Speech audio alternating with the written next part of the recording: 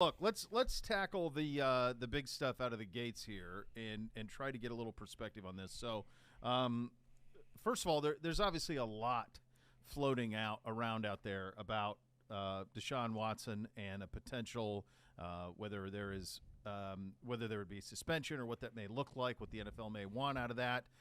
There are all sorts of reporting about conversations being broken down or that conversations we're having. Here's what I would say is that by and large, probably less is known about this than most things that are being reported on. This is a really tight-lipped investigation, an NFLPA defense of it, of whatever potential suspension would be. But this was from Schefter on Sunday. He dropped this one, that the Deshaun Watson hearing before the NFL and the NFLPA jointly appointed disciplinary officer Sue Robinson is scheduled to begin Tuesday. League sources tell ESPN on Saturday of that. What is important, I think, to note on that is that just so you have an idea of what's happening here. So if this reportedly is happening tomorrow, this is a conversation that will take place in front of Sue Robinson. It will be the NFL presenting its investigation to Robinson and its view of what the penalty ought to be if there is one at all. It will be the NFLPA representing Watson. Watson, it will not be there. He has nothing to do with it. It's the NFLPA in having Watson's back in this, and it's the NFL presenting their case to Robinson in this. Once that happens, and we have no idea what the time frame on that could be, how long it could last. Once that happens, if there is suspension, that will be recommended. There will be appeals based off of that. So this is a jumping off point of that.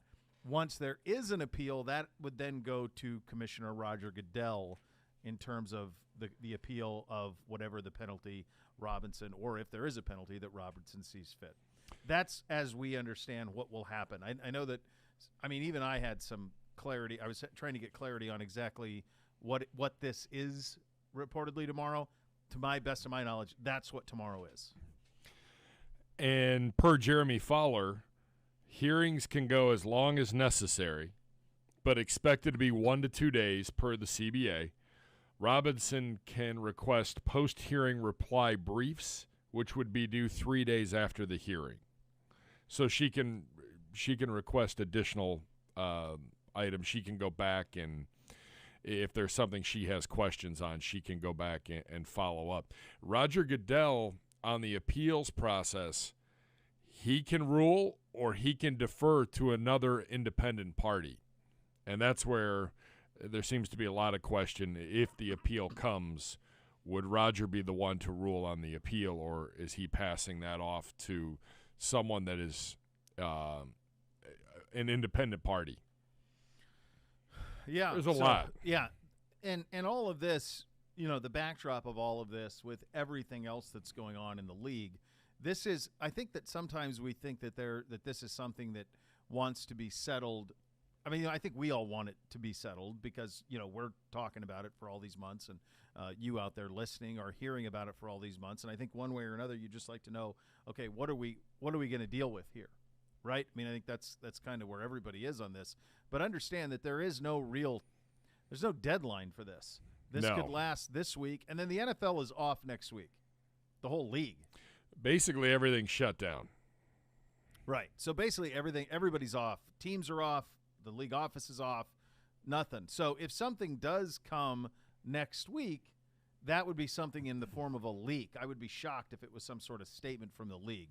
So you kind of have this window this week where something potentially could get out. You could have some sort of recommendation. Once you get through that week, then next week I'd be shocked if anything came then. So then it could potentially come the next week. Yeah, I think, you know, from what you've seen from the national pundits, and I think, you know, I would assume too, people in this building and people around the league, at the end of the day, you want to know what you're dealing with before you start training camp. Yeah, and that's July 30th or July 30th. Yeah. You got a month, you know, if you need be. I think it's really important for everybody. The NFL, the NFLPA, it's very important, I think, for everybody, and they're very motivated to make sure that this is done once right. That whatever is going to happen, it's a once right. I don't think it's something that you want to be living in perpetuity. where you're consistently coming back and revisiting it. So I think that's probably, what the hope is from the NFL's perspective. A new wrinkle in this morning, one of the 4 women who have not settled the lawsuits against Watson filed a civil suit against the Texans, citing the NDA and the Houstonian membership provided by the team. So there are 4 women who have settled. There are 4 lawsuits now being filed, and Busby today was saying many more to come against the Texans. Yeah, now the attention is turned to the Texans. Part. So that is how it would be, which, by the way, just candidly speaking, just me, just none of that is – it's just not good to have it all out there. It's just more and more and more, and I think there was a sense that, once you get some settlements, then you'd be able to move on to the next phase of this, but this is really not going to go away anytime soon. So that's kind of where we are, as I understand it, here on a Monday. Tomorrow, it could change by 3 o'clock. For sure, yeah. Reportedly, multiple reports that will be some, the NFL, the NFLPA presenting the cases tomorrow for Sue Robinson, and then we'll go from there. You mentioned Jeremy Fowler, a day or two typically on those, and then you move off of them and away you go. So that's where you stand as we start to close out June here. The last Monday in June? The last Monday in June. That's July it, 1st is Friday. Man. Where did June go? Where did May go? Can we go back to even that? May didn't exist. It was rain. May was rain. It's Sad. been a great June. Pretty good. It's been a really good June. Yeah. Little stifling. Yeah. Not great putting when you make the decision to mulch. Yeah. You should not do it on days it's going to be 90 degrees. And No. I did 40 bags on Saturday. You're just now getting into your mulch, Gibby? That was the half of the pallet I hadn't gotten to because I've been a little tied up with obligations for the last 6 weeks. You got too many grad parties. Like, you got to get that mulch in like early May. Yeah, ideally that would be smart. But no, I'm dumb, and we had to weed the beds, and then you gotta put down your weed killer, and then you gotta remulch. You know what I did when we did the outdoor project? They kept trying to push mulch on me, and I said, I tell you what I'm going to have you do. I want a bunch of gravel beds. River rock. And they're like, really? And I'm like, yep, I want them. I want as much gravel bed, river rock, whatever. That's what we're putting in there, because I don't want to be doing this every year and just throwing money away with the mulch. Correct. And we do not do we do not do it every year. I think it's every other year. Might even be every third year, depending. It's we do not get a dump truck full, so then it just sits on a tarp on your driveway. I am all about the bags. They're easier to move. Yes, they are. And you can go at your pace. So yeah, and there's no mess on it. No. That dump. You're not doing the dump thing. You got no. I don't have time to do that. And my rule is, honey, you can tell me how many bags to buy, but when we are out, we're not going to get more. So whatever is not done, just is not going to get done. No, that's it. That's absolutely it. Did you have a nice weekend other than the mulch? Yeah, I think so. I played a little golf yesterday. Sucked. When did you get out? In the morning before the rain? Yeah. We didn't have any issues until I want to say like 4 o'clock. I think that was the first time I'd seen anything. So, from a weather standpoint, I thought we would be in deep trouble going on to the back nine because we teed off at 9 a.m. Sure, but not the case. It was probably rain 4:30ish, and then it was kind of consistent until about 7.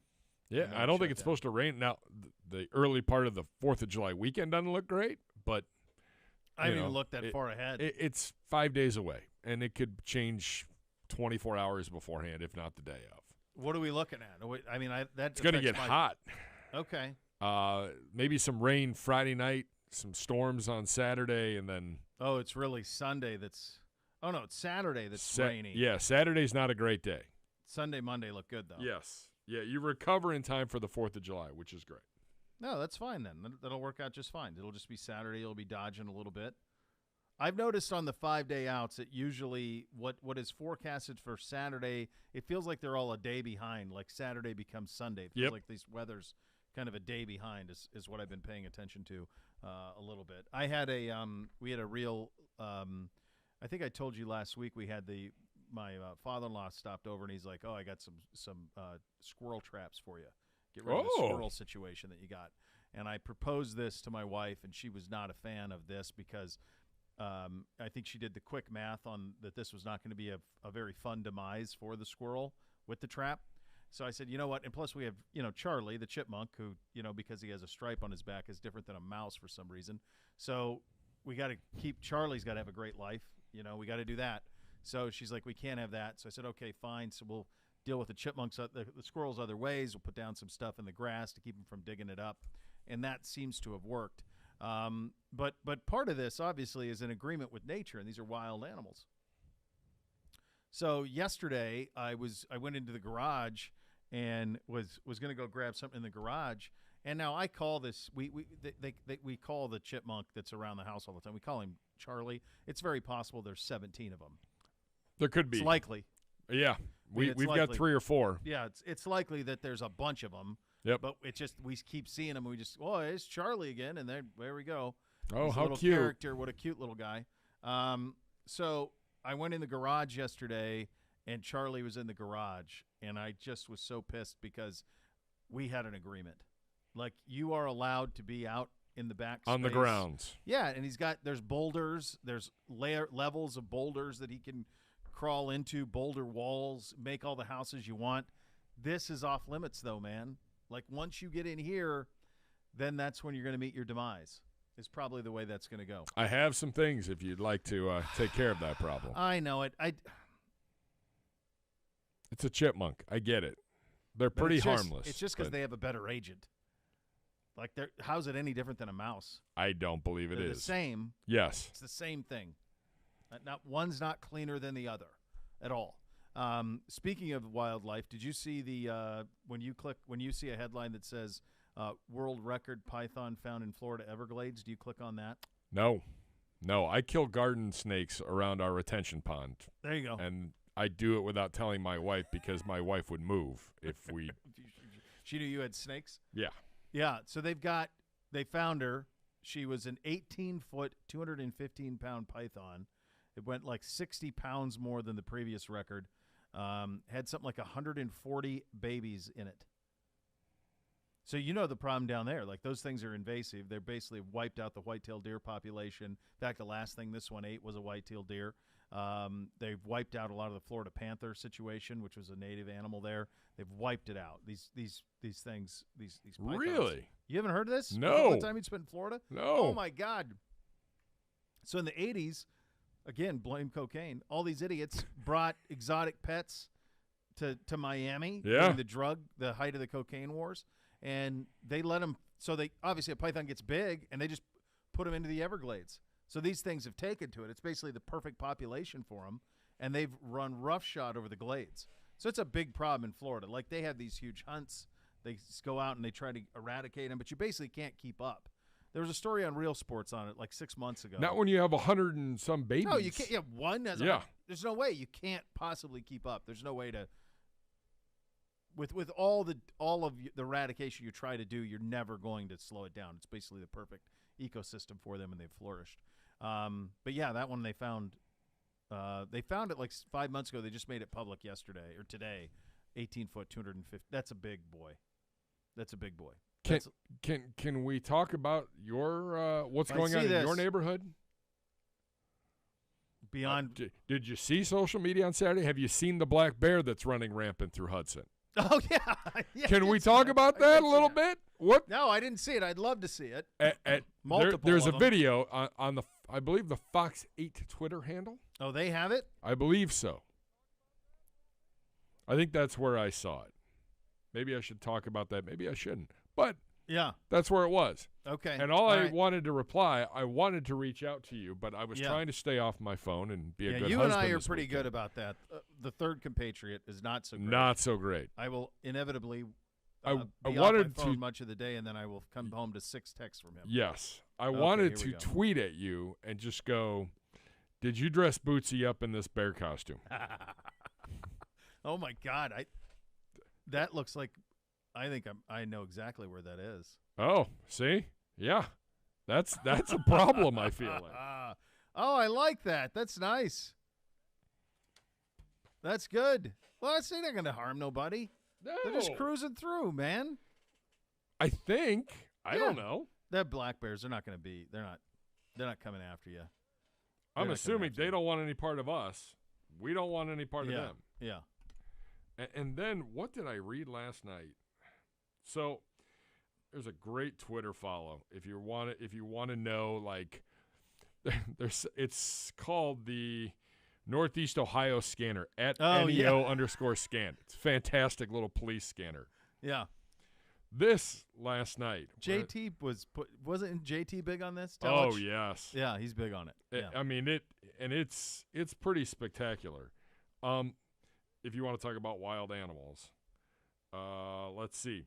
This is 18 hours ago, East 37th Street. Okay. CPD have found a cheetah on the loose in the neighborhood. Jeez. Consulting with kennels for their possible assistance. I'm not taking that call. No, not a cheetah. A cheetah? Why do people have no, cheetahs? Thank you. Type of idiots are having cheetahs, for God's sakes. Yeah. So So I started reading the comments, and one of them was from a former either CPD or CFD employee, and they're like, "Oh yeah, we've been trained. We know of 8 large animals in the area, like predators that people have as pets. We're aware of 8 different houses. Like if we get a call, we know what we're walking into." Now, I was in Columbus for the Zanesville. Do you remember this? Yes. Yeah, the Zanesville where the guy let all those things loose, those tigers and all that business. That was crazy. Like as that was happening, and we were taking the choppers out, and at the station I was at the time was taking the choppers out to shoot the animals. There is probably the most well-written nonfiction I've ever read was an Esquire article on this. Really? Of the Zanesville when the guy let all the animals out before killing himself, and the first line is the horses knew first, and that sets it off of that. But that was insane. I remember Jack Hanna just being crushed. I was going to say it because everyone was like, "Well, can you save them?" And he's like, "No, you can't. We're long past that. You can't get close enough. There's no way around it." That was crazy. What is wrong with people with this? What is this one here? I think you should click on the link. That's okay. Right, so I'll buy your time. You sent me a link. Yes, and the on the rundown it says, "Here's one for you, Beau. I'll try to get something for you daily this week." All right. It's pretty good. Is from Dudes Posting Dubs. All right, so we click on it. Here we go. We're loading. Let's see what we have here. Nope. He is hang gliding. Nope. Hang gliding, and that, my friends, is a vulture. Nope. Look at hold on. The bad boy lands on him. Keep watching. Oh my God. It's right in front of his. Oh my God. Yeah. Yes. He pet it. Then he pets it. Yeah. Correct. Oh, dude, doing a little hang gliding up with with the wild birds. Nope. How'd that go for you? No. I will say there's the nowhere one thing to I'll go. say about that. Well, I think you could scare it away before it came to that. The only thing I will say for that vulture, and I would lose it if that thing approached me, lose it. The only thing I will say is it's not like the red-headed vultures that we have here, so it's not quite as brutal a look, because it's like a dark-headed vulture. It's really when they lack the feathers. Now, make no mistake, this guy doesn't have feathers, and he's very clearly a vulture, but it's not quite as bad because it's, he's dark-headed. He's not. But oh my God, no! I don't believe I will be doing that. No. What is? Jeez. Hey, I'm out for a stroll of a good 1,000 feet up in the air, just hanging out with a vulture. Good grief! Good grief! All right, this is from Dustin on the chipmunks. It's on Twitter, so it must be true. Chipmunks are not social animals, but they can live together in the form of a colony. You can find nearly 8 to 10 chipmunks in one small colony. Chipmunks are more social interactions during, of course. I got 13 Charlies running around. Naturally, that's how that would go. Why does the wife not want you to get rid of the squirrels? I think she thinks he's cute. Like she'll be like, "Shoo, Charlie, shoo." like he can listen. I'm like he's an invalid. He's an ant. I mean, what are we talking about? It's a wild Do the animal. boys like him or of not? course, Bootsy loves him.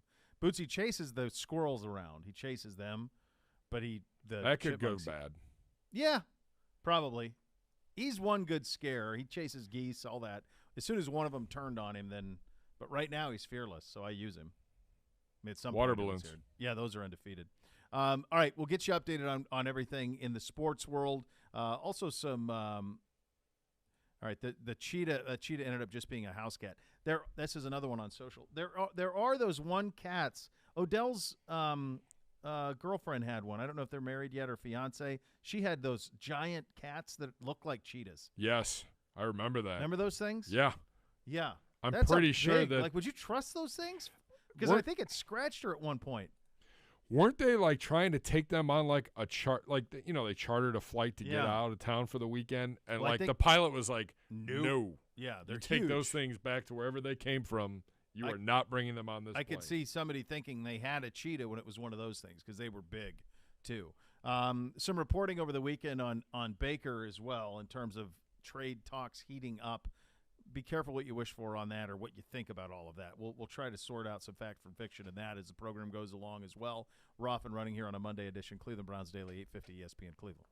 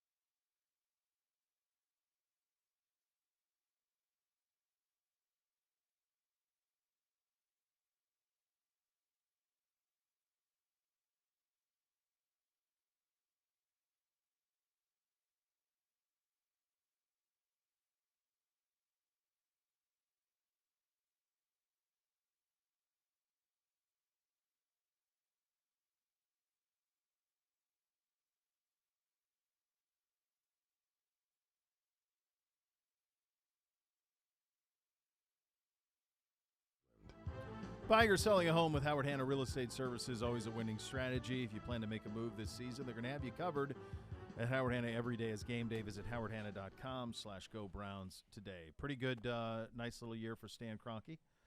Rams Super Bowl.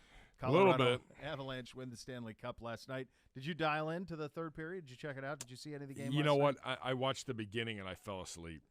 Not going to lie. It just long weekend and I mean, it's not, hit the wall. If you're not dialed into the hockey, it's not. I'm sort of dialed in, so I did watch the third period, and there are a few things better in sport than a one-goal Stanley Cup final game where the cup's on the line. So it was Colorado hung on for dear life for 5 minutes as you're just waiting for the clock to tick down.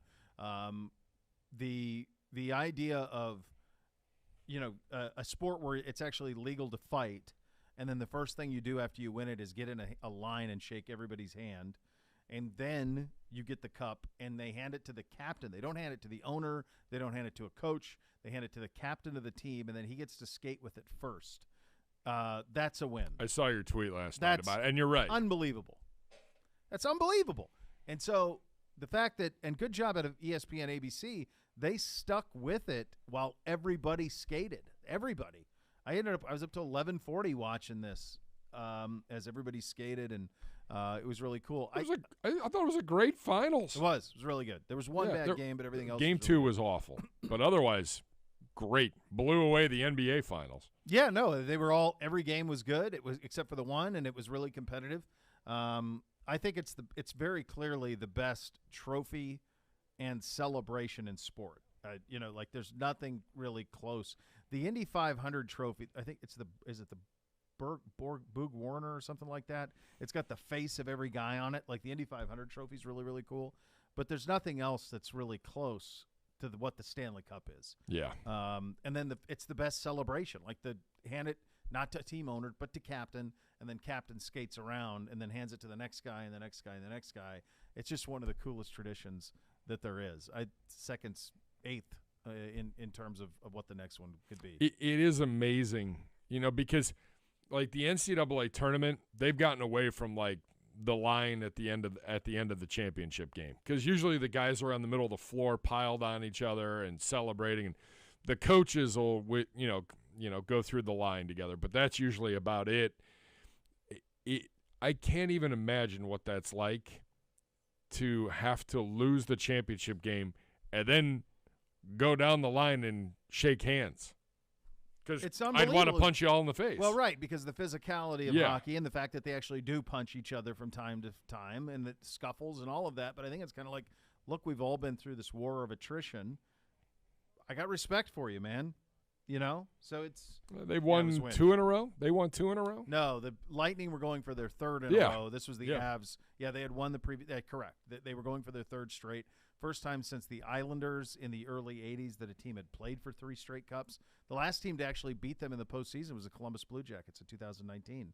And by the way, Tampa Bay was the 1 seed. They had the President's Cup, most points in the league that year, and the Jackets were an 8 seed and upset them. Goaltending, if I recall. It was. Bobrovsky was unbelievable. Yeah. And they won 4-0 in a sweep.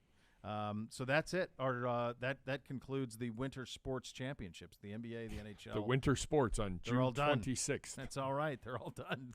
It's all done at this point. I really feel, tell me I'm wrong, I feel like one of those 2 sports needs to go into July, like the first 2 weeks in July, because right now there's nothing. Baseball cannot carry it. No. No. I think you probably the one that ought to do it should be the NBA. The NBA should back theirs up. Hockey's probably went too long as is. I think hockey ought to round up around, end of May would be perfect for hockey, and the NBA should go into July a little bit. Would be the sweet spot on that. Yep. One. Yeah. Speaking of the NBA, Kyrie Irving has a list of teams to be traded to if the Nets don't give him a new offer.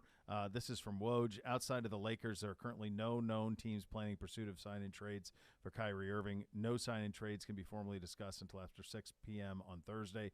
Brooklyn isn't believed to have interest in available Lakers packages.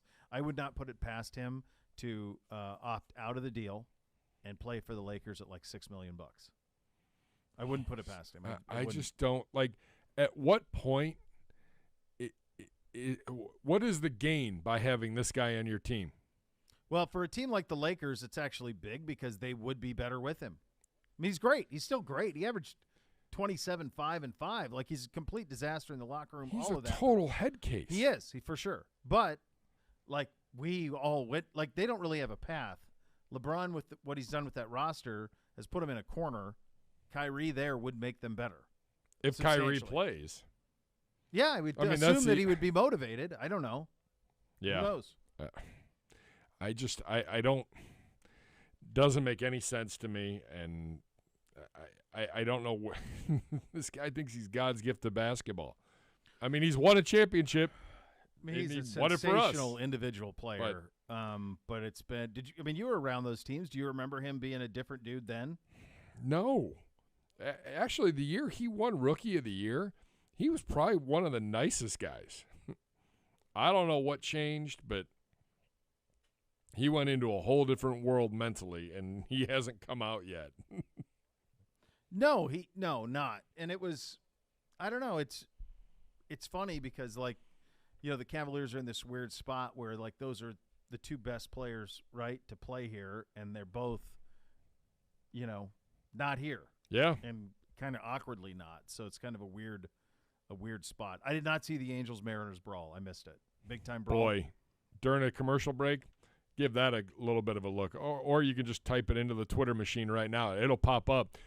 2 separate brawls.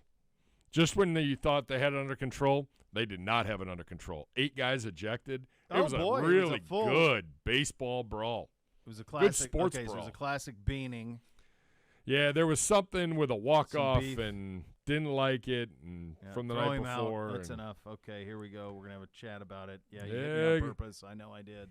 Baseball's unwritten rules are exhausting, aren't they? They are, but the fighting portion is right up there with anything. Clears, and it looks like there's plenty of good seats available in Anaheim if you want to Shocking development on a Sunday afternoon.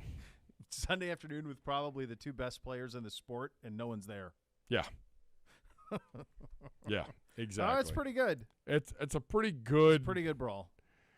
Like, and I was thinking back, I'm like, what? I've been. Have you ever seen one? Oh yeah. So the Guardians back in the Indians days. Yeah. They would do a bat day. Oh, geez. And they would give out. It was like a 31-inch wooden bat, like to the first however many thousand people. Like, you would get a Louisville Slugger bat. And I remember, like, that's not a good idea. No, it was a bat day. Indians were playing the Red Sox. At the time, my favorite players were Wade Boggs, Roger Clemens, and then Greg Swindell on the Indians. So something had happened. Alex Cole, former Indians outfielder, gone back and forth. There'd been some trash talking. There'd been some incidents he'd been thrown at. Clemens is on the mound, and there was no way that Clemens wasn't going. Like, Clemens knew. Like, every player was on the top step on both dugouts. First pitch, drilled him on like Donkey Kong. Like, and it is bat day. Fans are, like, waving bats around. They had to call the CPD out on the field to help break up the fight. I mean, just haymakers. We were 3 rows behind the Red Sox dugout. My dad's company had tickets. And it was just, there was just bloody. It was awesome. It was a great fight. And then I was in St. Louis, Cardinals and Diamondbacks on an Easter Sunday that was anything but religious. And it was on. And basically, guy gets hit. He's John with a pitcher all the way to first from the Cardinals. Still John with him. John with the first baseman. There's a fly ball to the outfield. Now, there's nobody out, okay? He starts running around the bases. He hits second and goes right to the mound, and it's on. Like, he's out. It was a double play, but he was like, I don't care. I'm making a left turn, and we're going to take this guy out. And Fantastic. it was a great brawl. I don't think I've never been in the stands or covered a sport where there was a brawl. My junior year of high school, I was on an all-star basketball team with Ryan Leaf, and he went into the stands to fight a kid. Oh, of course. That, which was not all that surprising. The kid deserved it, quite frankly, but that's the closest that's the first thing that jumped to my head when I thought about this notion of going and fighting at sporting events. That's the first one that came into my mind. But that's a good one. It's a very good one they had out there. Yeah. Nice little brawl. Yeah. I don't know. It was a good weekend. It wasn't wild and crazy. A couple more guys defecting from the tour that I don't know. I think I think the biggest news wasn't there there was a college kid who did. It was the number one college player. I think so. Yeah. Yeah. Yeah. I think that was probably the biggest news, because that would mean, are they going to start stealing the best up and comers? And it sounds like that the going rate for some of those guys is basically $10 million. For $10 million, you get that and you can go play. It's a lot of money. It is. Yeah, it is. That's life-changing stuff, man, to say the least. All right, coming up next, Z goes one-on-one with our good buddy, linebacker Sione Takitaki. That is coming up next. You're listening to Cleveland Browns Daily on 850 ESPN Cleveland.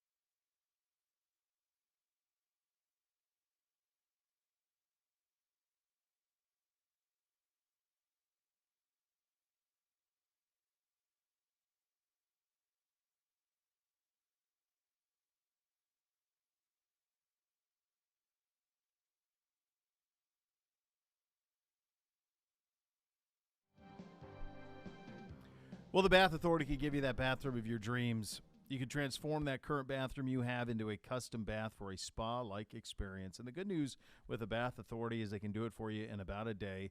Let the Bath Authority make it a reality for you at a fraction of the cost of the competitors. The Bath Authority is our area's premier bath and shower remodeler. They are experts. They are factory trained. You give them a call now, you get $500 off your next custom bath or shower remodel. That number is 216-220-8399 or go to thebathauthority.com. It's where affordability meets quality. The largest selection of bath projects. They're all made in the United States. Change your bathroom from outdated to outstanding. Acrylic tubs that insulate and keep the heat in. Tub to shower conversions. Superior products with expert installers. Thebathauthority.com and 216-220-8399. $500 off your next custom bath or shower remodel. And now here's Z one-on-one with Sione Takitaki. Here we are once again with great friend of the program, Taki. And Tak, first, how you doing, man? I'm doing good, man. Just grateful to see all the guys. We're up in the building, so things are spinning now. You haven't had a mini camp since your rookie year, if I'm not mistaken. Is that right? Yeah, we had last year, but it was a little different. Sure. They were still having the COVID stuff involved, so this year, yeah, I would say like a full camp. Oh yeah, I would say full OTAs, full mini camp, for sure. You liking being in the same defense 3 years in a row? It just this is again my amateur eye, but it looks like you guys certainly, because it's been a passing camp. So in this back seven, though, it really feels like you guys are gelling very well together. No, yeah, it's a passing camp, so to go through all our calls and stuff and be on the same page with the back seven guys is important. John out there catching a ton of picks. You know, you got Ron, you got all the guys making plays on the ball, so it's really good knowing that going into training camp, to kind of get all those little nicks out.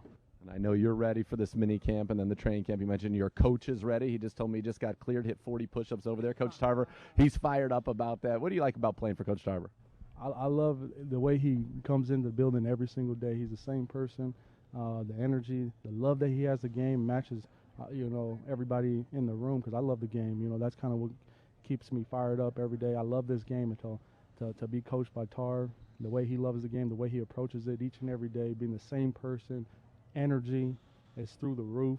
I love it. I love playing for the guy. I run through a wall through the guy any day.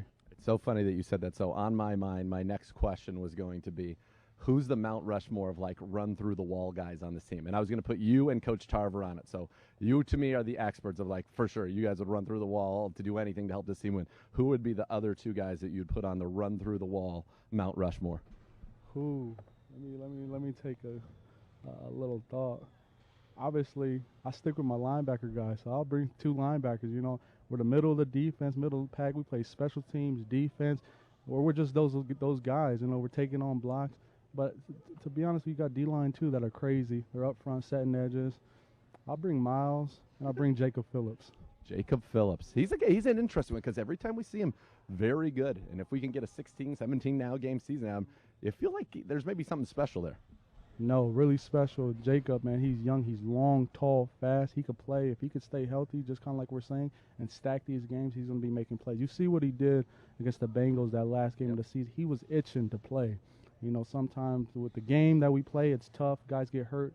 The business part of it, it just happens. Guys are going to get nicked up, but if he could stay healthy, he's going to ball out. I know that for sure. I remember a couple years ago we had a dunk contest, and he won it. And so I was talking with some of the guys and I said, everybody thinks that they would win the dunk contest, and you probably think you would win the dunk contest as well, and rightfully so. But I told some people, said, yeah, Jacob Phillips won a couple years ago. Some skepticism, which shocked me. The guy's a tremendous athlete. But would you be throwing down some nasty dunks out there, Tak? I would. You know what? We went to the Cavaliers game, and I'm not like a shooter. I'm a type of guy that's taking it to the hoop, Euro step, rebounds. I'm scoring on my points. So like a Manu Ginobili? Yeah, kind of smoother. Going to get some rebounds for the squad. I wouldn't want you guarding me. I feel like you'd be annoying. You'd follow me everywhere. I'd be like one of those guys like, just the ball's over there. I get out of my girl. Let me get my shot off here. Yeah, defense through the roof for sure. Defense through the roof. That's my game. I mean, you think about your room. So you got J.O.K., who was all-state in hoops in high school, and all-state offense and all-state defense in football. You've got Willie Harvey, who's got a sweet J. I mean, he's one of the top shooters on the team, right? You guys got a pretty good room then. I feel like you guys would be a competitive group. Jacob, AWOC. I think for sure if we is to compete against position groups, we'd definitely make it to the finals for sure. Yeah, there's no doubt. No doubt. No doubt. Although I will say Jacoby was stroking it. Oh Yeah, he's a quarterback, so he stays at the 3-point line. He don't want to get nasty, get in there, but he definitely has a clean shot. That was like my game, Talk, if we're being honest about it. I could shoot the basketball, but I was really not interested in mucking it up with the run through the wall guys. You know what I mean? Yeah, I got you. A little finesse. There's nothing wrong with that. 2 points are 2 points. There's nothing Or with 3. finesse. Nothing with finesse at all, so I love it. Absolutely. And I want to see some more pick sixes from you. That was a real treat against the Philadelphia Eagles. Those many years ago, brother. We're going to open it up this year, man. I promise you. All right, Talk. Thanks for the time. Hot. Appreciate you. I like the idea how Z has to explain his game as if we. I mean, Talk would have to have known it by now. It totally fits the DNA. By the way, it wouldn't be that far off either. I'm not going to go in there. I'm not taking charges at this point. Not in your life Not ever. right now. Well, Not in high school. I didn't take Oh, charges I did. either. Of course you did. it was a badge of honor. That might be one less wind sprint you got to run. I can That tell you was what, always if it. you They'd if you incentivize if you that. screwed Yeah. up, if you committed to take the charge, you better be right, because if you were wrong, it got pointed out very, very So it went strongly. they would go the other way against you? Oh yeah. And then like the next morning, coach would be like, "Yep, you're gonna run a little bit for that." What? If you got a block? Yeah. I'm Uh, like, it how do you wasn't know? that. Like, how about can we No, go back and review the tape? I we- feel like I was there. Yeah, it was definitely anybody who took charges got off of sprints, but I don't remember them ever being penalized if it was a block. It felt like it was just good effort. Like it was almost like in fact, I had a coach in sophomore and junior year who if you fell on it, like that counted as much as a charge. Like he just wanted you to take the hit and fall, which I always thought was stupid because now you got to get up. We could be going the other way. Correct. Or if they get the rebound, you're laying on the ground. You're not exactly there to stop the putback. No, you miss it. You better get the charge. Yeah. But there was a while, in large part because of your Duke buddies, where anytime you hit the ground, you'd get a You're charge. darn right. Yeah, if you hit the ground, you'd get it. Setting the tone. That's how it would go. Yes. That's going to be. I'll tell you what. I mean, it's been. I'm looking forward to camp for myriad reasons. Yes. But I do think that this defense is going to be really fun to watch, and that room especially is ultra talented, really quick. They've been in the mix for a while now. They know where they're supposed to be. JOK is going to, as good as he was last year, you're going to see even more explosion out of him. You're going to see that versatility really try to weigh in. You heard talk about it. We've talked about it for, forever. If Jacob Phillips can stay healthy, what he can do for this team is going to be really noticeable. I think if that, then not just for Jacob Phillips, but I think for the whole group. Like, they all need to stay healthy. You know, JOK's gotten dinged up a little bit. Yeah. He's played through it, but he missed a couple games last year, and that room needs to stay healthy. Yeah. Because you know what you have on the back end. You know what you have on the front. It comes down to those guys in the middle being allowed to go and make plays. Yeah, the back seven, really. I mean, you haven't had full health out of safeties, corners. I mean, we've had Greedy and Denzel and Jacob Phillips. We've had injuries everywhere back there. Correct. So you got to stay healthy as the season goes along, and if it can, then it's got a chance to be really, really special. And it should be. A lot has been invested on that side of the ball, to say the least. And Talk's a guy who's, I mean, you loved him from the first day he stepped in the building. He's been just great the whole time. Him coming into the building and a guy who can be there in the rundown situations and a leader on the team and willingness to do everything.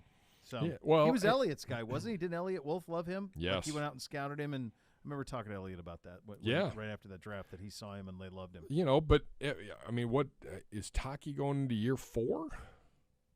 Yeah. Yeah. I mean, it's kind of how many linebackers you're going to keep.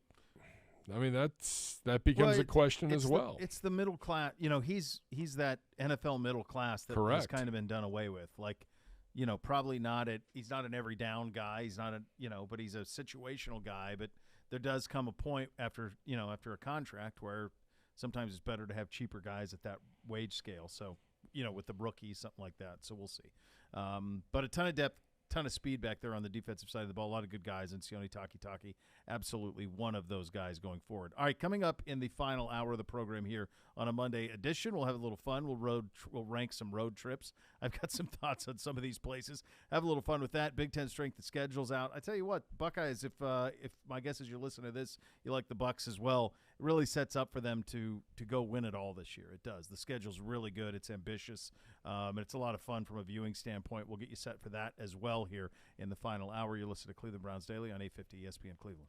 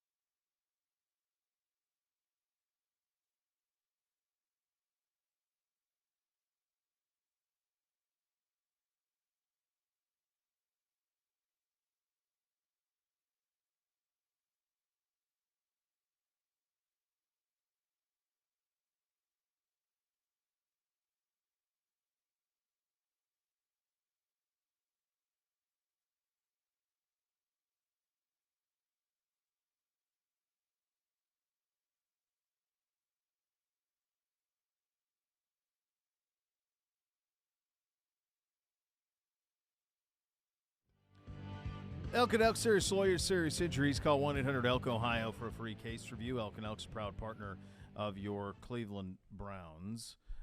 This is a pretty remarkable little story. I just saw this come across my attention on the social. So there's a whiskey company in Columbus called High Bank Whiskey, and they won Best Blended Whiskey in America out of Columbus. They've done it 2 years in a row now with their whiskey out of there. Good job out of them. I mean, that's tough to do. I was going to say, how many places on the Bourbon Trail are putting stuff out? Well, it's blended, so that's the one key is that it's a blended whiskey. What does that mean? So you take a couple of whiskeys and literally blend them to create this. So a lot of times you'll get if for example, like a lot of times it'll be a single barrel, Blanton single barrel, or those are from a single barrel, whereas this would be from multiple barrels where they've blended it together. But nevertheless, tough to do. Very, very tough to do. I can tell you that Dan Graziano is going to join us at 2:30 on the very latest on all of these things. All right, so you want us to rank our road games. Are we doing this? All right, I need some ground rules on this. Am I doing this based on like family, single dude, girlfriend in the mix? I got to know who I'm setting this up for, because I've got thoughts on all these places, or just best games. I would do it this way. Experiences. You're with a group of friends. Your girlfriend your girlfriend could be involved, like, because I have friends that go on road trips and the girls are part of it. Okay. All right. The football ones. Yeah. If you're going to a place, you're flying in either Friday night or Friday late, coming back on Monday. Okay. Does that help? Yeah. Yeah, I think that does help, because I think I need to know I got to know who I'm sending where. All right, so let's go from, do you want to go worst to best or best to worst? How do you want me to do this? You got to go 10-1. You got to go worst to first. Okay, so I think for me, based on what you just said, the worst road trip out of all of these, unless it's like for the division, is Pittsburgh at the end of the year. Like, I have no reason to go to Pittsburgh unless that's we're in, we win, we're in. Unless there's big stakes on it, I'm not going. And I can't make that. I don't know right now if it will be. It's hard for me to imagine that it will be. I don't think they're going to be that good. So I guess like going over there and watching them lose, but like there's absolutely nothing I want to do in Pittsburgh. See, and that's how I feel about Houston. All right, I have Houston higher, and I'll explain that when I get to them. I don't like that Permane sandwich thing they have over there. I think that thing sucks. Permane Brothers? Sucks. Come on. With the mystery meat and the – by the way, I'm going to tell you something. The fries aren't even any good on it. There's not much flavor in the fries. And then they just put slaw on randomly. I found it to be dry. No good. Out on Pittsburgh. Sad. I would have Pittsburgh 10. As much as I like to make fun of the Pukers, their city's not as bad as one would think. I like it. There are things to do fine. In the Three River City. Agreed. And I like the food's good. I love how their Screw stadiums, their team, but yeah, I like how their stadiums are set up. I like how they're the only team in North America that figured out, hey, let's all be the same color. That's a win. I think it's cool that they're all black and gold. I think that's sweet. Seattle kind of does that with navy blue and shades of green. But I think that's good. But that's all I'm giving them credit for. I understand. Plus, it's like January.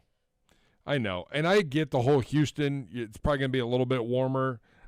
I have found every time we go to Houston, outside of barbecue, there is not a whole lot that's worth experiencing in the city. Well, yeah, probably not. Probably not. So number 9 for me. So I have Pittsburgh 10. So you have Houston 10? I had Houston number 10. Okay. Number 9 for me, 9th best road trip, I have Atlanta. I have Atlanta at number 9. I like Atlanta fine. It's a fine big town. I don't have the special. It doesn't have the special place in my heart that it does for Z. Z went to school there. I've been there a lot. Seen a lot of sporting events there. It's a fine town. It's really, really big. The freeways are a disaster. They were the last time I was there. You couldn't get anywhere quick. I would probably try to parlay that trip as I'm thinking about this, I would probably want to look at like the University of Georgia schedule and see if there was a way to do like a little double SEC. dip. Yeah, maybe you double dip it a little bit. So you could do either Athens or Auburn. Both of those you could try are easy drives. You could do either one of those, and maybe I have Atlanta too low with that. I have Jacksonville number 9, the one preseason game, and I understand there are some things to do outside of Jacksonville, but in Jacksonville there is nothing to do, and going to Florida in August is a little tough. Rainy season can be a bit brutal, and the humidity. Like, I don't care about your pools in your stadium. They don't allow tailgating more than 3 hours before kick. I've always been a strong. I've got Atlanta too low. Here's what I'm going to do. I'm going to fly into Atlanta on Friday. I'm going to go to LSU at Auburn on Saturday. Ooh. And then I'm doubling up, and I'm going to go to our game against the Falcons. So the Falcons are actually going to jump. They're going to jump some spots here. So in that regard, number 9 becomes Cincinnati. Okay. Becomes number 9. Cincinnati's a fine town. We go there every year. Plus, this game, it's in November, right? Or Yes. is it even in December? Might even be early December 11th, actually. December 11th. Yeah. Okay, so it's going to be cold. It's going to be pretty bleak. We get that here. I don't need to go see it down there. So I'll have Cincinnati number 9 on my list. So I go Pittsburgh, Cincinnati. I have amended Atlanta's going up because I'm turning it into a football smorgasbord, and I'm going to LSU at Auburn. Who'd you have at 9? You had Jacksonville 9? Okay. I understand there's golfing and there's some other things that you can do, but for the most part, that road trip sucks. We're not going to be far off because when I get to number 8, I have Jacksonville 8. There we go. It's not a good city. It's Jacksonville Beach is fine. It's not great. It's fine. You would say to yourself, "Oh, we'll go play Sawgrass or whatever." Okay, like that place ain't worth $500 a round. It's not. It's not that great a course. There you go. 17. The last 3 holes are pretty cool, but other than that, it's pretty average. There are other courses down there too, but Jacksonville's really spread out. It is stunning in retrospect that they have a team. Stunning. That stadium's fine. It's fine, but it's August. I mean, it's going to be so humid. You think it's humid here in August? That's baby stuff compared to what you're getting into. That's there. like the one year we spent a week in Tampa Bay, like doing joint practices. We had to practice at like 8 o'clock in the morning. We had to be done and off the field before noon because once noon hit, it was god awful. Yeah, you're done. Yeah, you can't do that. And every year it would inevitably storm to the point where I'm on the phone making contingency plans that we might have to delay this game, and then it would clear up 20 minutes before kick. Well, and there's absolutely nothing to do. Like, where do you guys stay when you go to Jacksonville? Downtown. It's downtown. There's nothing there. Awful. No, the whole they tried. waterfront's gone. Well, so last time I was there, they had Jack's Landing. Gone. But it was a ghost town. The only time it was cool was Florida Georgia week.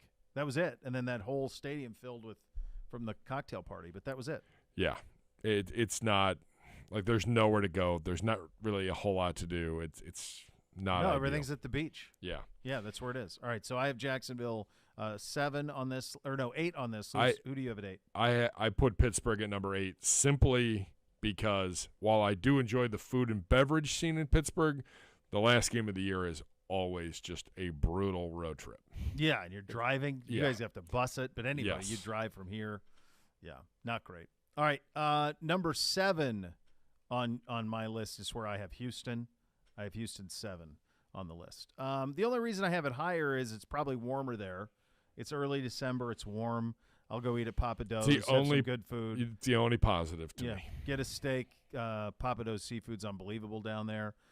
You could probably play golf somewhere down there.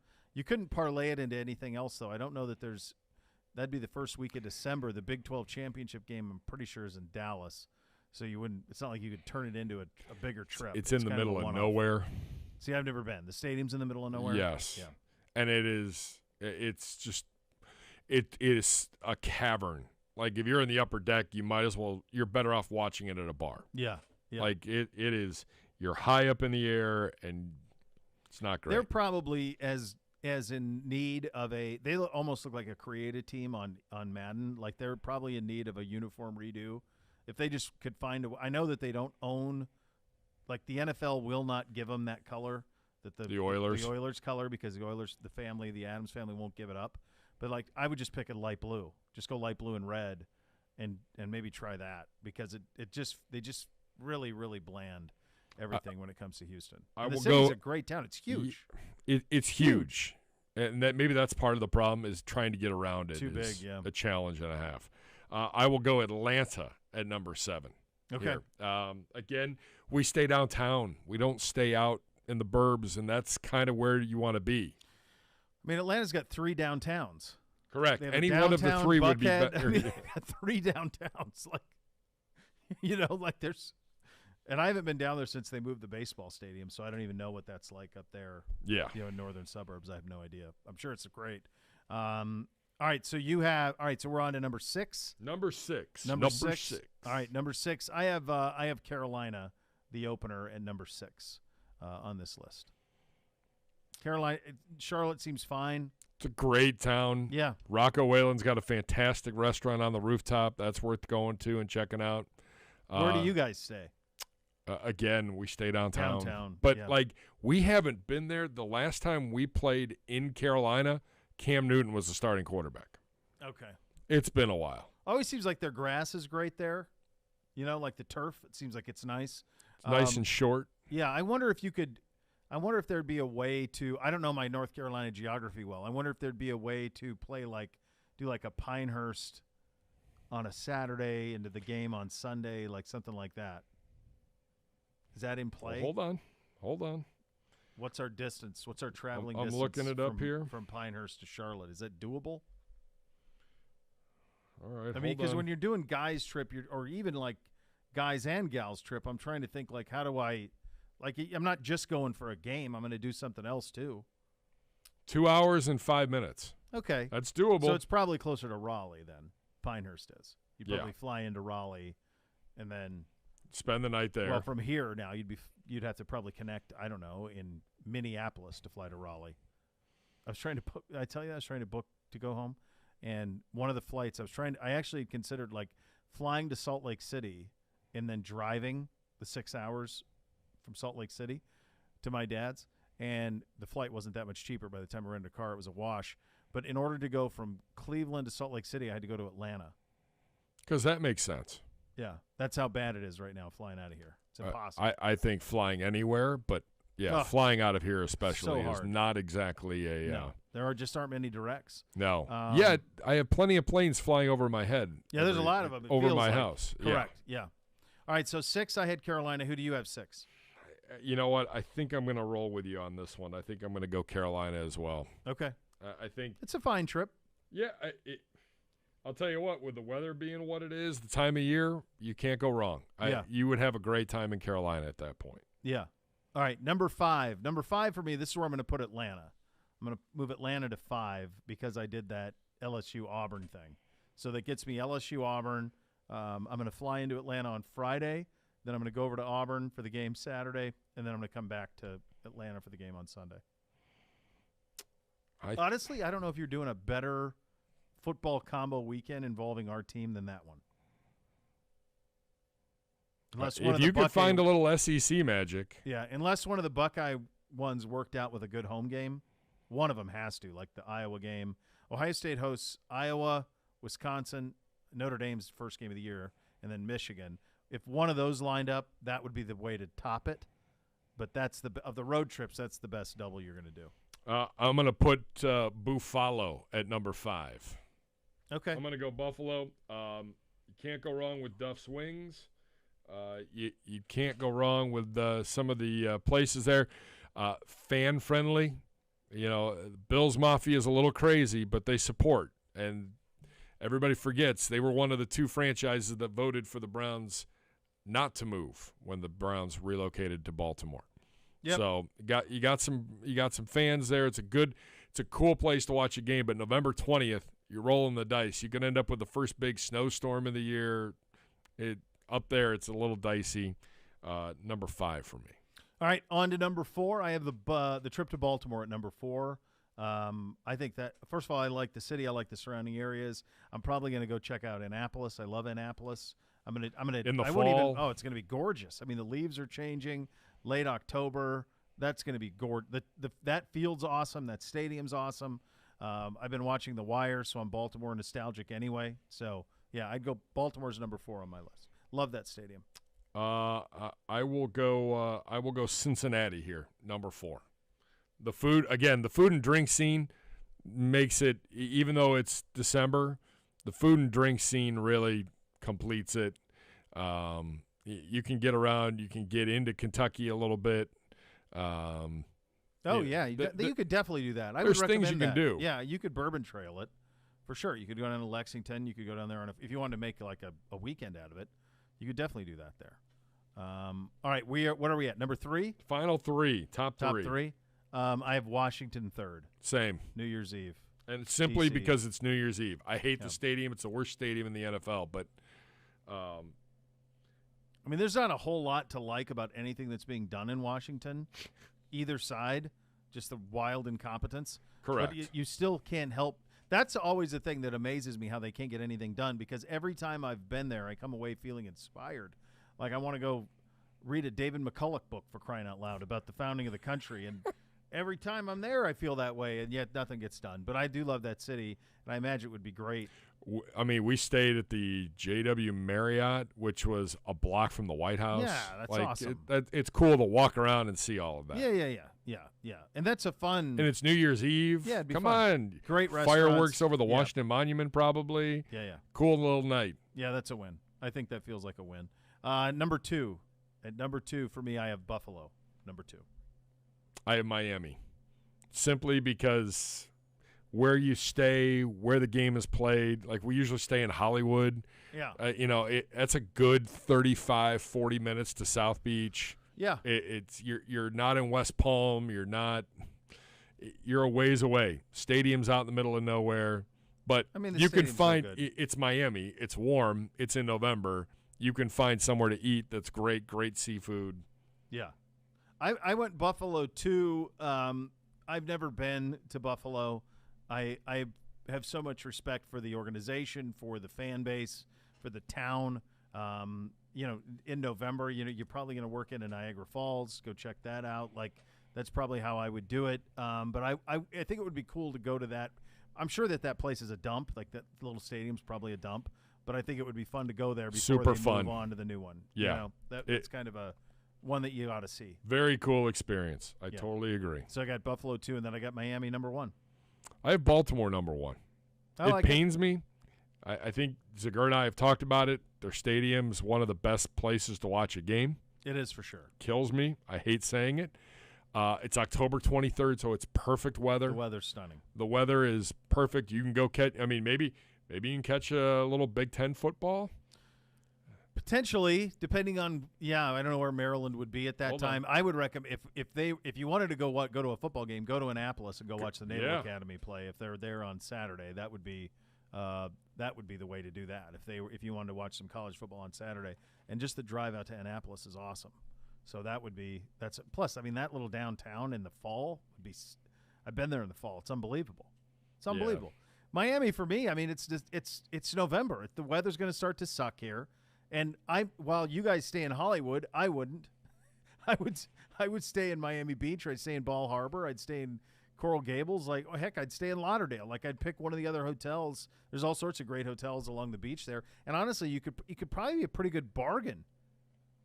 Quite frankly, because I don't think that anyone's traveling in second week in November. No, it's before the Thanksgiving, the holiday rush, and you might be able to get a great hotel at a reasonable rate. And you get out of here before winter starts. All right.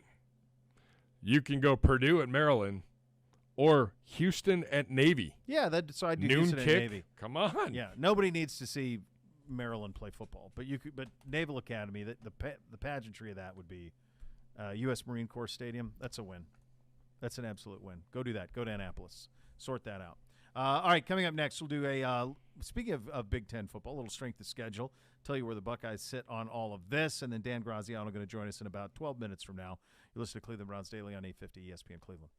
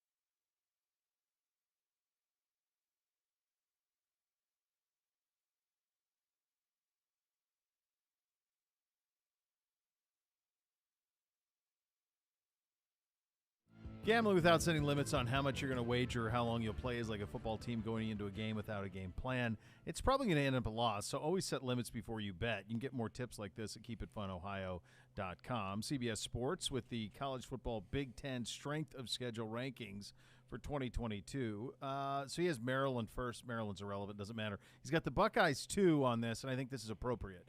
Ohio State's schedule is really fun. It is really fun. I mean, you're talking about Notre Dame to open.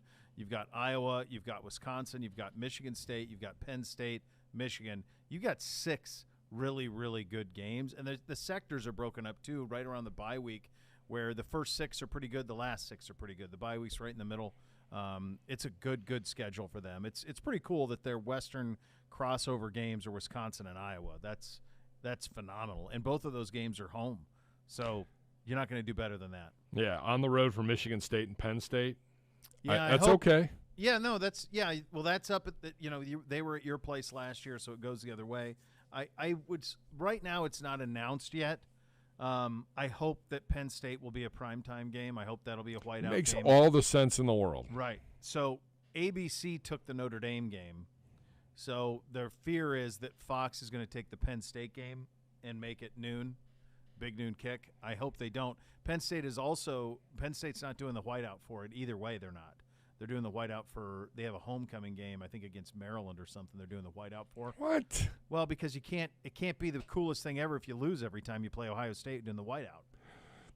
Fair. So no, that's it. It's really that simple. Like they can't keep losing the whiteout game and to have some sort of mysticism to it. So they put it on a different game, and in the Ohio State game, I think they're striping the stadium. They're going blue, white, whatever. That would be if I had to give you one to go to here, that's the one I'd have you go to. Go to Ohio State at Penn State. That's awesome. Awesome game. And then they close with Michigan. So that seems about appropriate. They have Michigan. So Penn State's 7 on strength of schedule. Holy cow. Michigan's got that. Michigan's 13. 13. Who's their non-conference? Oh, my God. Their non-conference schedule is Colorado State, Hawaii, and UConn. Come on. They're not playing one team of – not one? That's weak. You have to go to Iowa. But right, but I mean you don't have anything else like non-conference game. Penn State and Michigan State, you got to buy in between. God, Wisconsin's non-conference is brutal too. Illinois State, Washington State, New Mexico State. Come on, Hoff. If you took Notre Dame off of Ohio State's schedule. Well, but the thing with Ohio State is if you took Notre Dame off, they would have played Oregon, or they'd play someone big. Play a big, big state U, or in the case of Notre Dame, big Catholic U. They always play them in the non-conference. I tell you what, I've had so many people, reach out on tickets on Notre Dame, Ohio State. I'm just telling you, that is a brutal ticket to get. Yeah, we've talked about in the past how tickets are available for Ohio State games. They become more available in recent years. Oh yeah, for sure. This is not one of them. No, so it's tough. My buddies were up here from Columbus that I grew up with. We went to the Indians game, Guardians game Saturday night. Yeah. And I was like, "What's going on for that game?" And my buddy and his wife don't have kids. They've got fantastic jobs. Yeah. They have an ambulance that's customized. Like they never even go to the games, but they set up and nice. Like you open the ambulance back doors and it's a 60-inch flat screen. They have 2 kegerators. God, that's great. They're set. And he's like, "We're doing the tailgate for Notre Dame," and I'm like, "Labor Day weekend. I know we are going to be off." Yeah, yeah. I'm like, "Yeah, I'll see you down there." Yeah. I need a couch. Oh, it'll be fun. It'll be fun. I mean, it's going to be, yeah. And then for me, there's the fact that James is back in Columbus. It's going to be a big week for you. Yeah, there's a lot going on. And then Marcus, first game coach at Notre Dame in Columbus. After he's said a few things. Yeah, I know. He went on air down there a couple of weeks ago after he said some of that. I think, like, Buckeye fan, chill out a little bit. Like, he's got a lot going on. And, like, it's okay. Like, just because he's trying to sell Notre Dame doesn't mean that it's anything against you. Like, he's incredible. He coached at Ohio State. He's got 2 degrees from Ohio State. Like, it's got nothing to do with that. He's just trying to build something at a place that's he's trying to get them over the hump, and he's got to sell what's the best of Notre Dame. And I think Yeah, he's doing a good job of that. If Michigan doesn't want to play Notre Dame yearly, maybe this can become the yearly thing. Well, yeah, I mean, I don't know. Who knows long term what happens with Notre Dame from a conference standpoint. Ohio State is scheduled out for like the next decade playing. I mean, they play Alabama in coming years. Yep. They've played Texas. They played Oklahoma. They played USC. So they'll continue to do those type of things going forward. And I think that's what the constituency wants. You want to play the Big Ten, and then you want to play a big game in the non-conference. All right, Dan Graziano on the very latest on all the Deshaun Watson stuff. Kind of paint a picture of where we are with all of this coming up next. You listen to Cleveland Browns Daily on 850 ESPN Cleveland.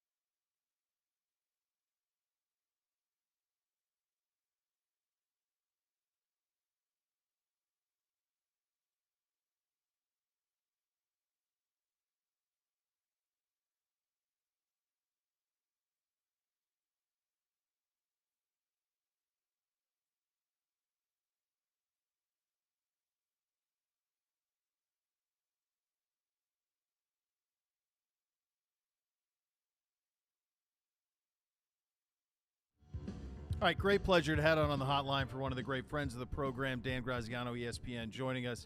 Dan, let's just start logistically, just for our audience, because we get so many reports on what's happening, what's going to happen, where we are. So what is going to happen tomorrow as you understand it? Just logistically, what is it? it'll be a hearing, and the presiding officer will be a retired U.S. District Court judge named Sue L. Robinson, who is jointly appointed as the discipline officer by the NFL and the NFL Players Association. This is part of the new collective bargaining agreement that was signed 2 years ago. It's a different discipline process than we've seen in past years. So there will be a hearing where the league will present its case for why Deshaun Watson should be suspended under the personal conduct policy and for how long. And Watson's attorneys, which include Rusty Hardin, who's been representing him in the civil suits that have been filed against him, and also attorneys from the NFL Players Association, will present the case for why they feel Watson either did not violate the personal conduct policy or that why the suspension should be shorter than what the league proposes. And those hearings could take a couple of days. They're scheduled to start tomorrow. But again, forecasting how long it'll take or when she'll render a decision is guesswork because this is a new process with an arbitration officer that they haven't used before. Yeah, you mentioned that new process part of it and kind of the timeline on this. I think everybody wants a nice ribbon and a bow on this and you move forward, but this is really complicated. There's a lot of factors at play in this thing. So as I understand it, and Dan, correct me where I'm wrong on this or if I'm wrong, once Robinson issues her ruling, then would there not be an appeal process? And then is that a process that's heard by Roger Goodell? Yeah. If she rules that he violated the personal conduct policy and imposes a suspension of any length, or even a fine, honestly, then Watson can appeal that. And the appeals officer would either be Roger Goodell or someone he designates for that purpose. If she rules that he did not violate the policy and no punishment should be imposed, then that ends it. Then there's the league would not appeal that decision. So if it comes back with some kind of punishment, then Deshaun Watson is allowed to appeal that decision, and Roger Goodell or his designee would be the one to hear the appeal. Dan, there's been a lot of reporting in the last couple of weeks that the Browns and the NFL were kind of, I don't know if negotiating is the right word, but kind of having conversations about this, but there's been reporting that has broken off recently. How do you understand that part of the process to have played out? I don't know that the Browns were involved. I think Watson's side and the league these things always operate on parallel tracks, right? Okay. When these investigations go on and there's a personal conduct policy issue, oftentimes, if not always, there are settlement discussions along the way. And along the way, there were talks between Watson and his representatives and the NFL about settling the case. And my understanding is that in those talks, the NFL continued to insist that he be suspended for at least 1 year. And that Watson and his people felt that was too much, and that they would have accepted something a little shorter, but the league's position was a year, and they never moved off of it, and that is why there does not appear – it could always resurrect, right? If the league has some reason to come back to them on settlement talk, until the discipline officer issues her ruling, there is that possibility of a settlement. But they're not currently talking about it because they're getting ready for tomorrow's hearing. And right now, it seems unlikely unless something drastic changes from the league's point of view. Dan, what do you make of that? The 1 year number is your sense that is a jumping off point for the league, or is that the minimum for the league? Because I think those can be two very different things. Yeah, I think that Wall Street Journal report on Saturday said they're seeking an indefinite suspension lasting at least 1 year. So I think that's a tricky one for them because indefinite or permanent ban is a really high bar. And if you impose that and just say he can apply for reinstatement in a year and you're giving the commissioner's office control over that, that might be tricky if they're trying to argue for that. That doesn't mean they won't, but it might be a tough one for them to win. So it may be that a year is kind of the what they're shooting for. So, we'll see on that. But I think that indefinite suspension / permanent ban, but you can apply for reinstatement after a year. I just feel like that's something that they would have a hard time getting to fly. But maybe I'm wrong. Again, we don't know anything about this discipline officer and how she'll rule or what she'll take into account. No, it's such a tricky one. There's some other factors here that I think factor into the trickiness of it as well. And so back to that length of suspension, if with that year, he didn't play last year, obviously. Now that was in a way the NFL has done. Him and the Texans did everybody a favor in that this was he didn't play, and so that was it. If you were on Watson's side, would you be able to argue as that is potentially part of time served? Do you think that could be part of their proposal?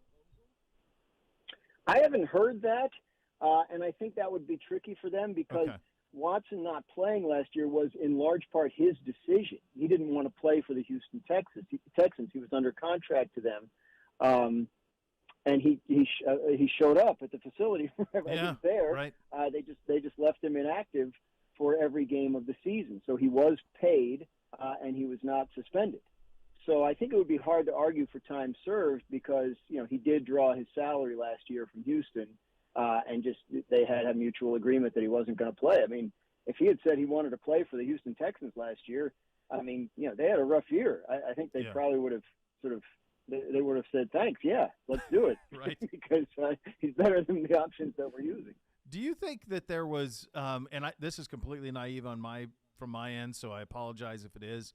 In these type of situations, and I acknowledge there haven't been many of them, do you think that the teams involved, not just the Browns, but the Falcons, the Saints, the Panthers, Miami last year, is it common or is this out of the question to approach the league and say, hey, what are you thinking on this? Or is that something that just doesn't happen at all?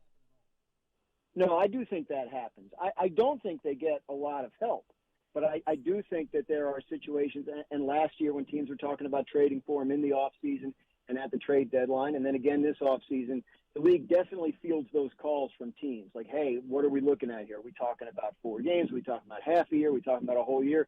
And my understanding from having talked to teams in the past that have done this, have been in that position, is the league does not offer a lot of help, that it's just, hey, the process is the process. And especially in this case, every time Roger Goodell or anyone from the league has talked about this case, they have pointed out the collectively bargained nature of this new process and the presence of Sue Robinson and the fact that it's different this time. So while there have been discussions in the league office about timing and do we want to get this resolved now, do we want to wait and see if other cases come out, my understanding is Roger Goodell has kind of stood to the side as mainly an observer and watching this process play out. Because truthfully, look, a big deal is being made of like he's the appeals officer if Watson doesn't like his punishment, but it would be surprising if Robinson made a ruling and Watson appealed it and then Roger didn't just uphold that ruling, because then you're basically announcing to everyone that this new process you agreed to is a sham. So my gut would tell me that he probably will defer to her.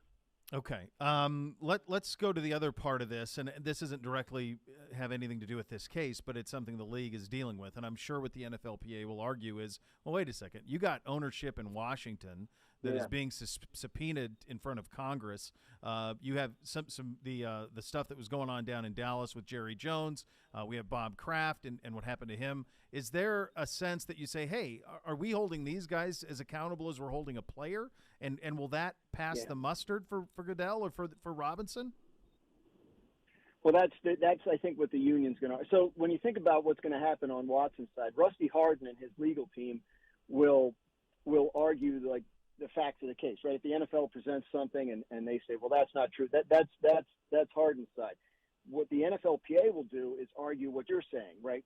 Precedent and procedure, and based on precedent, this is an unfair punishment. Based on the fact that you don't hold your owners to the same standard as you do players, this is an unfair punishment. So you're right. That is part of the NFLPA's strategy with regard to this hearing. Throw in the fact that the Houston Texans were added to the lawsuits today. The PA will say, look, if obviously the Texans were okay with this behavior, if they knew about it, as these lawsuits allege. So that will be their argument. Again, and I hate to continue to leave this open-ended, we don't know if she'll agree with that position or not. She might say, no, that has nothing to do with this. The owners are not, part of this CBA in terms of how it governs them. And so that argument falls flat. So I don't know, but that will definitely, you're absolutely right. That will be a big part of what the NFLPA presents in front of her in this hearing. It's just so complicated, isn't it? I mean, there's so many layers to it, Dan. I don't know that anybody – it's funny, I read all of this. I read the Wall Street story over the weekend. We try to keep pace.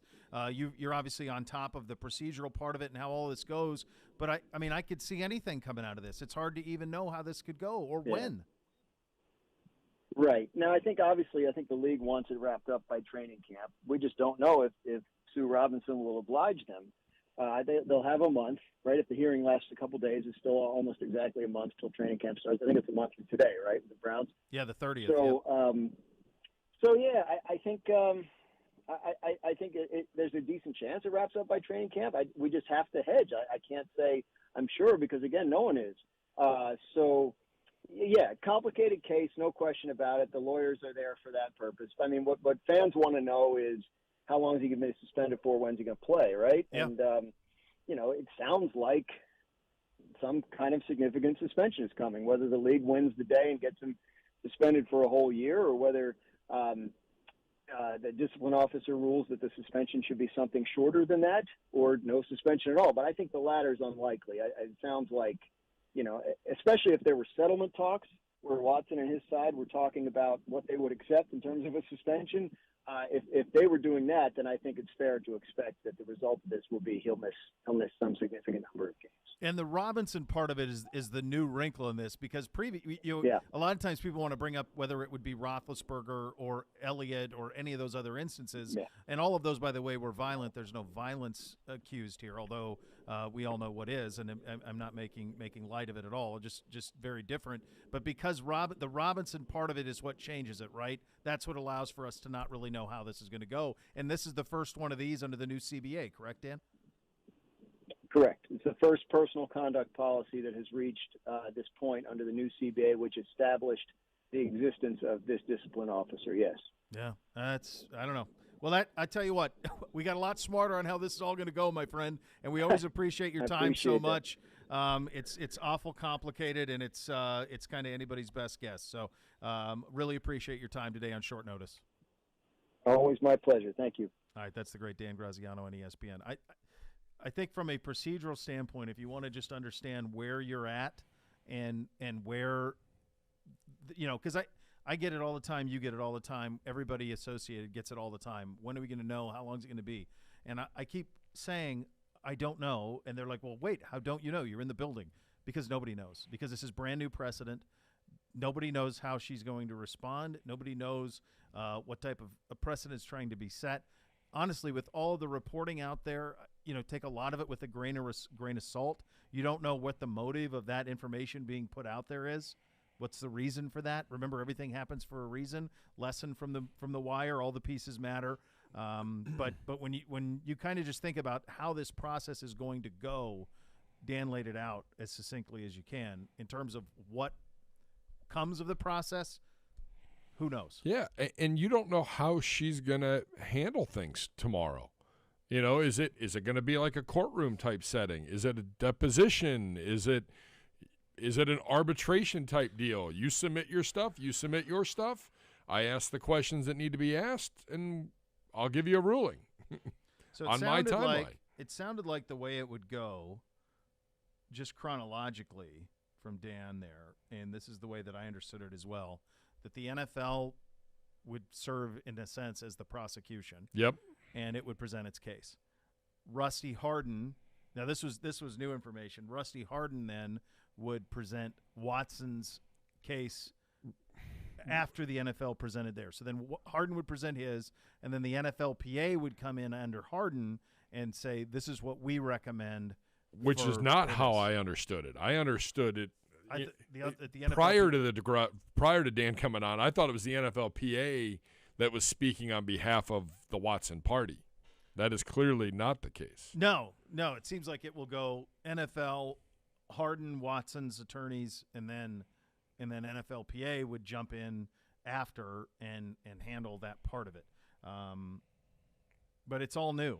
It's a brand new process, and it's a brand new way of going about it. And I think everybody wants resolution on this.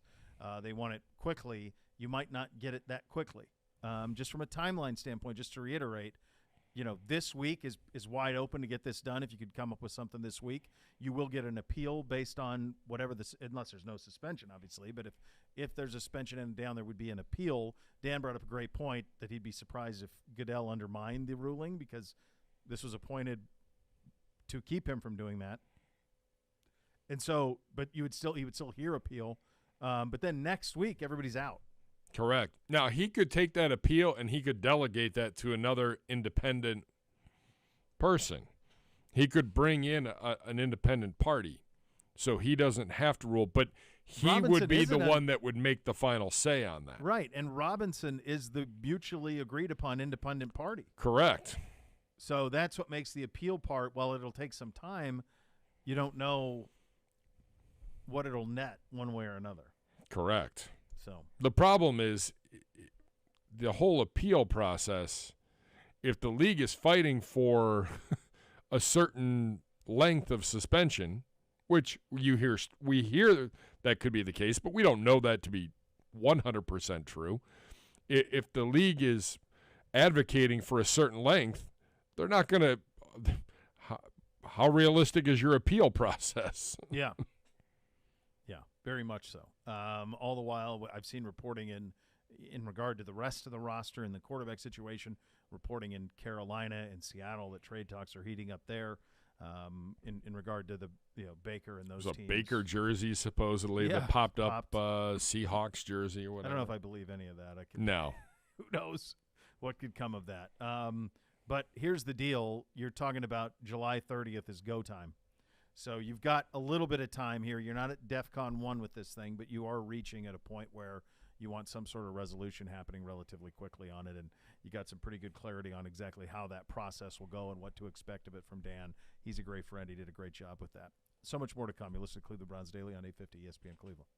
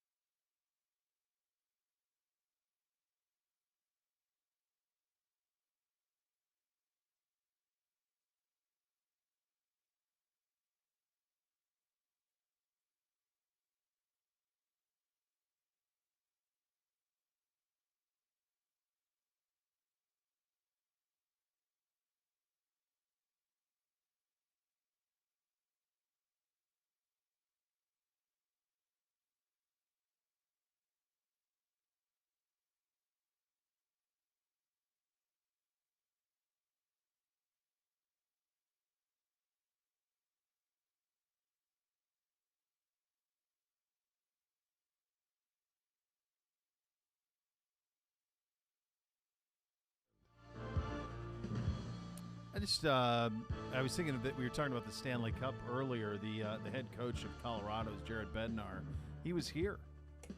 Won the Monsters a Calder Cup. Yeah. Yes. Won it here too. So that was a lot of. The year I got married. Actually, my wedding night, they won it all. There you go. Buddies grabbed a bunch of booze and shook it up and sprayed the entire bar. Oh, there you go. Hey, What a win. It's a win. happy for wedding. Everybody. It's also a win saying this. The next level is coming up next. We're back tomorrow. Thanks for listening, everybody. Cleveland Browns Daily, 850 ESPN Cleveland.